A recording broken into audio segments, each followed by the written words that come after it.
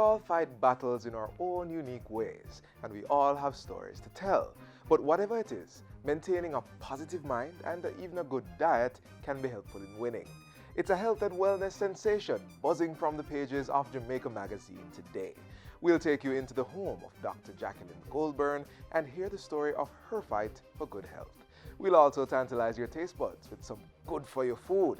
But first, the fund, Mr. Speaker, was a part of $700 million that the ministry provided to enhance social protection through administrative support to councillors, social housing assistance, indigent housing assistance, education, and funeral grants. Hi, I'm Theodore Henry. We have all that and more coming up on Jamaica Magazine.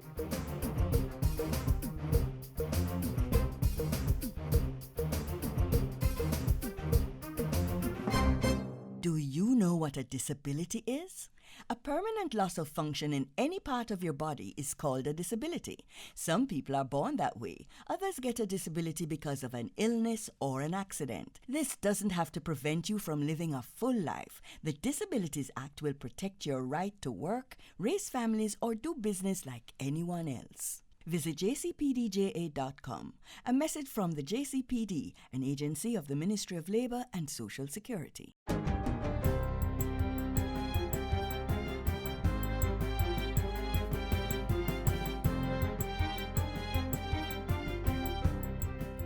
Good day, I'm Stephen McHugh, and this is your JIS News for Wednesday, June 13. Parliament is to review the Zones of Special Operations legislation shortly.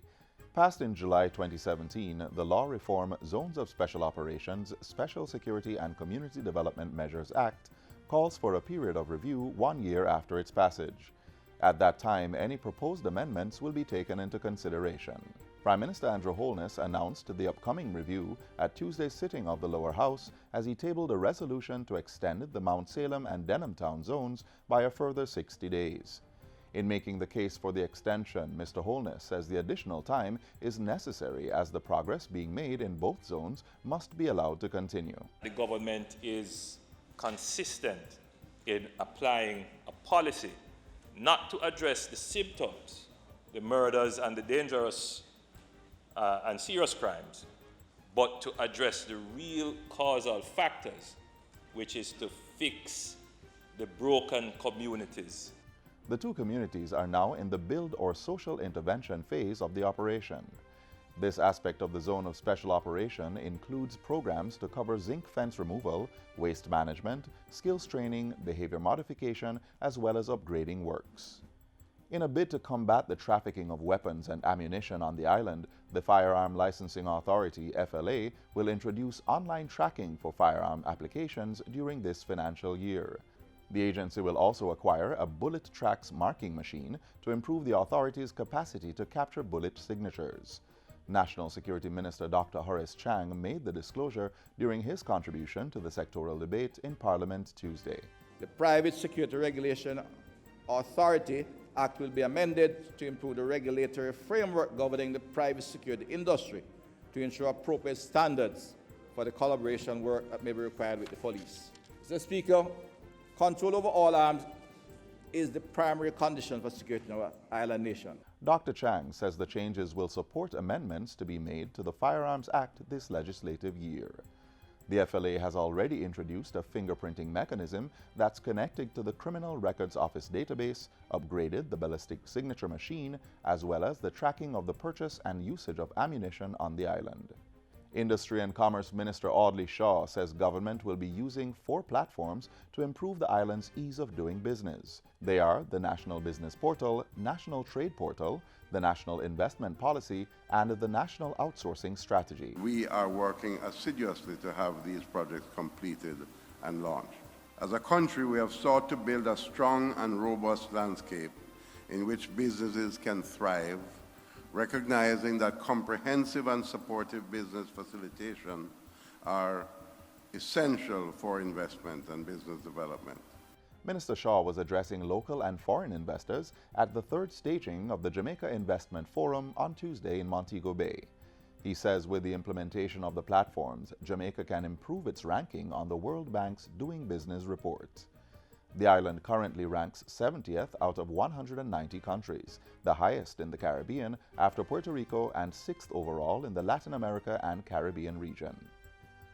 The Bureau of Standards Jamaica, BSJ, has restructured its operation to now focus on business development through the application of standards and best practices. The regulatory arm of the BSJ has been transferred to the National Compliance and Regulatory Agency. BSJ Executive Director Stephen Wedderburn says the Bureau's refocused roles will see significant benefits to the local business community. The repositioned BSJ will assist businesses through development, promotion, and use of standards, provision of training, provision of testing, label assessment and calibration services, and provision of certification through the National Certification Body of Jamaica, which will remain as a unit within the Bureau of Standards Jamaica. Mr. Wedderburn was speaking at a JIS think tank on Thursday. He says the BSJ will be engaging businesses on the importance of using standards to increase innovation, quality, consistency, and competitiveness. The minister responsible for the environment, Darrell Vaz, says government will be providing $25 million annually over the next 3 years in support of the No Dirty Up Jamaica campaign.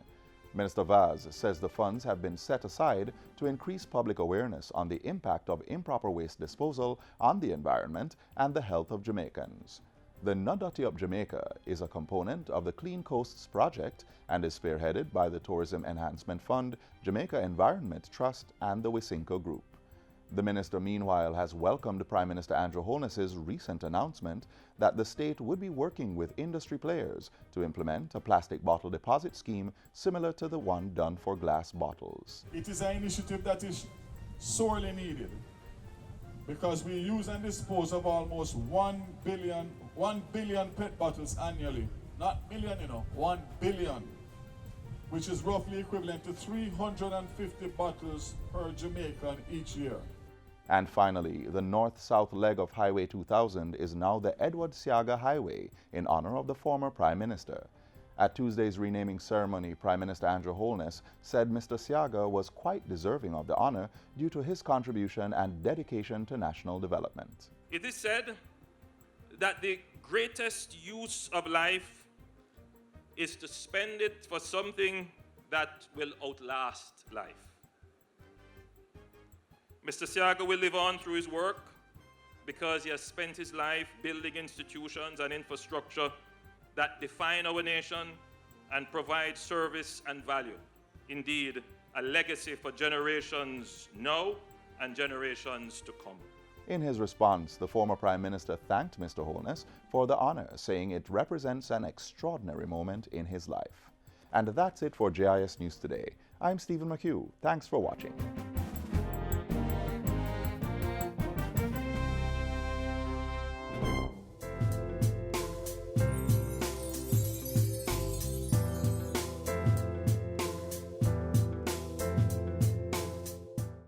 New houses, more infirmaries, improvements in education, fire trucks, markets are fixed up, and more garbage collection. The Ministry of Local Government and Community Development is set on changing lives for the better. See for yourself. Improving the nation's markets, providing fire and garbage trucks, social protection for the vulnerable. The Ministry of Local Government and Community Development, transforming lives across the country.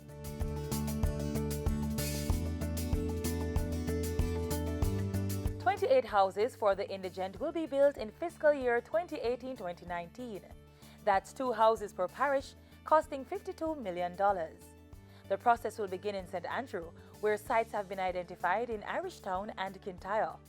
St. Thomas and Hanover are next in line. We are also continuing to improve the infrastructure, Mr. Speaker, of our infirmaries island-wide. Infirmaries in central and western parishes will be upgraded and solar panels installed, all at a cost of $200 million through partnership with the National Housing Trust. In addition, the local government and health ministries are joining effort to build 10 double units at the St. Anne, St. James, Manchester and St. Catherine infirmaries. These are to address the needs of social cases in hospitals. Also, drop-in centers will be constructed in St. Thomas and Trelawney at a cost of $28 million. Hanover, St. Mary and St. Elizabeth will also benefit. The Social Development Commission will this year roll out a pilot program called the Community Education Support Program. It aims to mobilize communities and stakeholders to reduce truancy, improve school attendance, and implement educational activities at the community level. Fire services should be improved, as the ministry is spending $232.6 million to obtain 4 fire trucks, 2 ambulances, and 2 command vehicles by March 2019. 2 of the fire trucks will be in the country by August. Currently, Mr. Speaker, 7 fire stations. There are 7 fire stations that lack a working fire truck. We are working diligently, Mr. Speaker, to ensure that by the end of this calendar year, every fire station in the country have at least 1 working fire unit. By year end, construction of new fire stations is expected to begin in Port Maria, Montego Bay, and Yallas.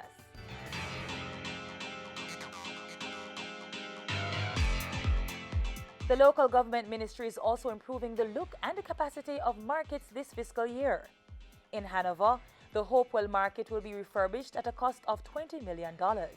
The Stony Hill Market in St. Andrew will be refurbished at a cost of $30 million, and the Papine Market will be repaired. $15 million will be spent refurbishing St. James Charles Gordon Market.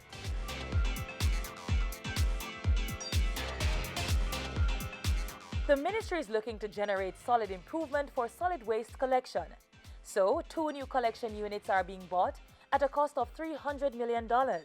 The Jamaica Social Investment Fund is also providing 3 compactor trucks. And starting with an investment of $90 million, a transfer station will be built at Danieltown in Trelawney to assist with the disposal of garbage in the western end of the country.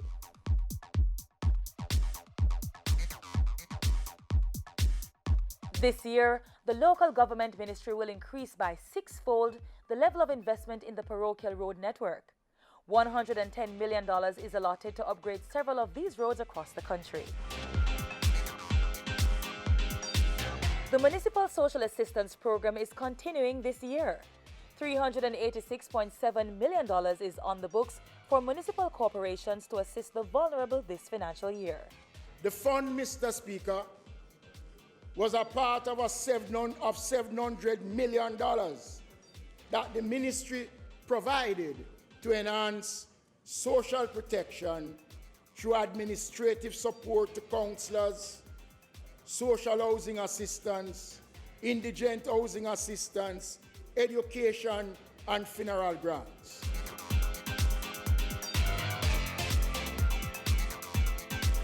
The local government and community development ministry, securing what matters most to the country, providing for the needs of the people at home and in their communities.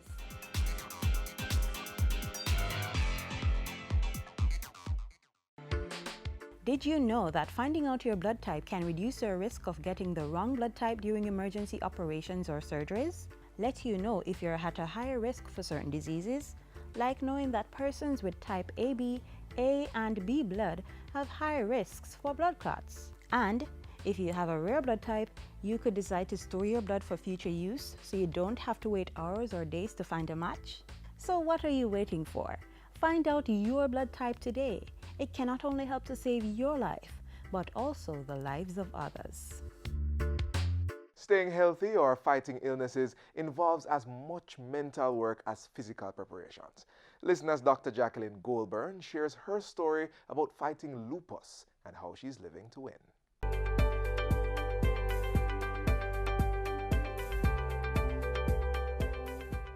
I was diagnosed with lupus in 2008, but from my own knowledge of what is happening, I must have had lupus all my life, as it were, because I've always been having symptoms. But the challenge that I had was that I was always misdiagnosed. And so that is the focus of my, the challenges in terms of, A, the doctors would think that I have something else and not lupus. but you'd have different symptoms. But I have systemic lupus, and lupus is not only systemic, but some persons just have what we call discord lupus or other little types, joint pains, and so on. But I have the full works. Well, I was extremely disappointed because I felt, oh my God, I have lived a good life. I have always been careful about what I eat. I've always been sure to exercise. I've used to be nice and slim and beautiful. And to hear that now I have this condition, I did not want to believe. And then it got worse after the diagnosis. You know, I had periods where I couldn't work at all. There was a 4-year period in my life that I never worked. I just couldn't work. I was just always sick. I was always in hospital. Sometimes I'm in intensive care, sometimes I am unconscious, sometimes I'm all kinds of things. So it has not been a very wonderful ride. In 2014, I became, my kidneys stopped working. So I was now in renal failure. And it means that I now have to go to dialysis. So there were days when I would just be so weak. My blood count, that's HB, would fall to a very low level. I had to get blood. I had to look at what I eat. I had to look at how much I do. I had no energy most times. I couldn't do anything. I just had to lie down in my bed. So just different things. You couldn't walk sometimes. Sometimes I can't talk clearly. Sometimes I can't see. Sometimes my hands are so sore and I can't use them. Sometimes just different things. My lungs would fail. Different things would happen. So I've been through the ropes. Mentally, it was devastating because I feel that that's not supposed to happen to me. So I went through that period. I actually went through a period of severe depression. I was just so depressed. I could not help myself. There were days I just cry and cry and cry. And part of that too is the medication that I take. Some of the steroids make you depressed. And then you look into the mirror and you look at yourself and say, who is this? I don't know you. Can I tell you, I have learned to love life and to live. And that is what is important to me. Each day counts. And I believe that I should live each day to the fullest. With lupus, there is this uncertainty. I don't know when I will be unconscious again. I don't know when I will die. But I am going to maintain the quality of life, and I'm going to have a good life, and I'm going to live. I have good family support. My husband is extremely supportive, my son. So I have them, and I have good friends. Good friends, the saying goes, good friends are better than pocket money. Then there's also the Lupus Foundation, which is important. There is a support group there. There are excellent rheumatologists there who will provide advice and help and care and just information. There's a whole host of books and tapes and all kinds of things that you can get information from. There is also the website that you can look at and get information as well. I've actually gone for job interviews and I know I don't get a job not because I'm not qualified, but because I have lupus. So employers need to understand that people living with lupus can actually contribute and, make adjustments. There are days, for example, after dialysis that I will come to work a little bit late, but I will work later to make sure that the time is there. I have learned that. It has no boundaries, it has no behavior, it has no conscience, it has no purpose, it has no time. It does what it chooses to do whenever. And therefore you need to be aware of yourself and what are some of the things that are your triggers, and therefore try to manage and monitor those. You must also be mindful of the medication that you have to take and take them carefully and take them well. You should also be mindful of your appointments with your doctors and make sure that you keep those appointments. I would say to you, help is available. Find some help, find some support. Talking about it helps. Don't feel that it is you are, because you're special or you're being punished why you have lupus. But recognize that this is just another thing that could happen to anybody. Anybody, color, class, or creed, rich or poor, man or woman. There are more women with lupus than men, but men have lupus as well. And so be aware of the symptoms, get help, get treatment. Don't hide away. Don't think that people obey you, because Jamaica is famous for that. But know that this is a condition that can be controlled. It cannot be cured. It can be controlled, and you can maintain a healthy life. Seek to work, seek to be involved, do what you're doing, treat whatever is happening. If it's depression, get it treated, get treatment, get help. Help is available.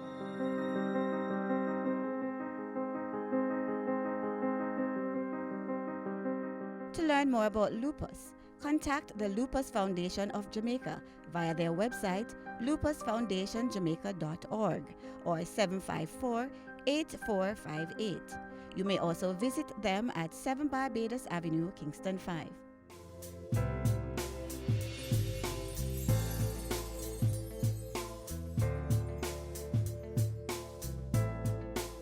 Want to know the law pertaining to renting a house? What about the procedure if you're arrested? Or what is defined as corruption? Then click on the Ministry of Justice website.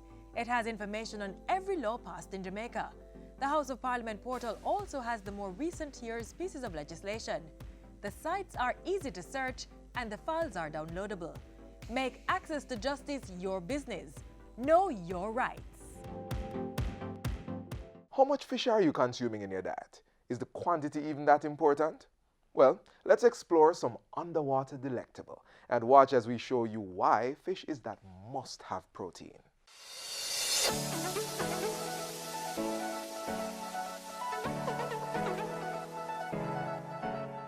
We all love our protein. Chicken, beef, pork. But how often do we eat fish? Is it only at Easter time or when you're at the beach? Incorporating more fish into your diet can be very beneficial to your health. Compared to red meats and poultry, fish has far less calories and cholesterol. It's the saturated fats and the trans fats that our bodies use to make cholesterol. And fish and seafood have very little saturated fat and trans fat. So in truth and in fact, that makes it a very healthy source of protein. Fish also has iron, which is important for good reasoning and memory, iodine, which can prevent mental problems in children, and selenium, vitamins, and carotenoids, which are antioxidants. Who knew that we could get so many nutrients from fish? And that's not all. Incorporating fish into our diet can even reduce the chances of developing certain diseases. Studies have in fact shown that people who have a higher intake of fish compared to other meat sources have less heart disease, they suffer from fewer mood disorders, and they have less cognitive decline with age, so less dementia. This is due to omega-3 fatty acids, a nutrient that is only found in a few other food sources, such as walnuts and flax seeds. But oily fish, such as sardines, tuna, mackerel, salmon, and trout, are excellent sources of omega-3s and are readily available at your convenience in supermarkets. So we want to add fish into our diet. In what ways can we do this? So escovitch fish is one of our favorites. Now the onions and the carrots and the vinegar and the pimento, that's all fine. But we don't want to do a lot of deep frying. Deep frying adds calories.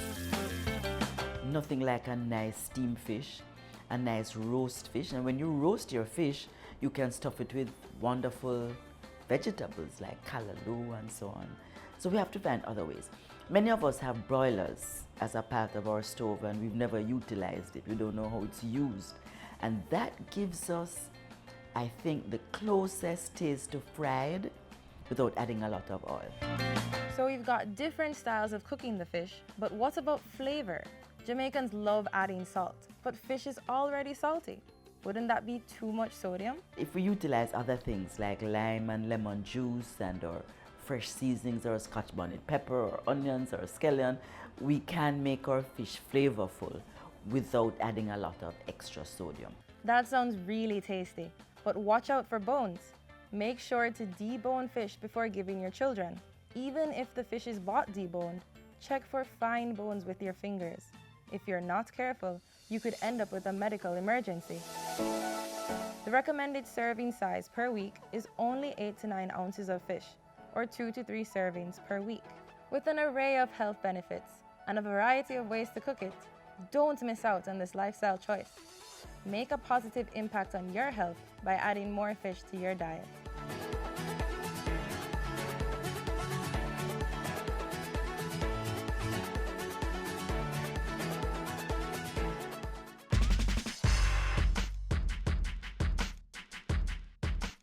We're now observing Disaster Preparedness Week for businesses. It's a call to action for businesses and organizations to be ready and prepared for any likely disaster.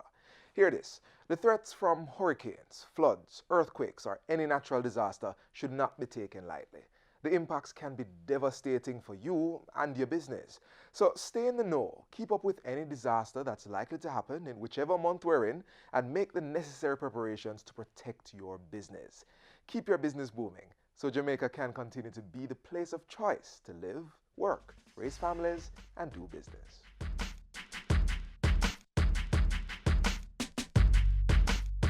As of May 31, whenever you are making local calls, you will have to use the area code 876 before you dial the existing 7-digit numbers in your contact list.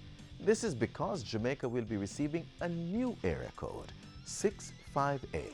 Yes, all Little Island will now have 2 area codes, and to ensure you're calling the right person, you will have to dial 10 digits.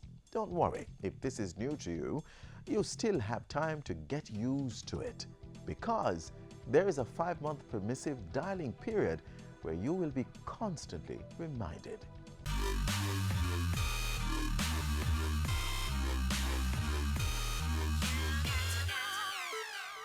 As always, we're happy for your company, whether you're watching from your couch or you're keeping up with us elsewhere. But just in case you missed something, you can always watch it all again on our website or via our YouTube page. And of course, stay connected with the Jamaica Magazine team on our Facebook, Instagram, or Twitter pages. And don't forget to leave a comment. On behalf of our entire production team, I'm Theodore Henry. Do take care.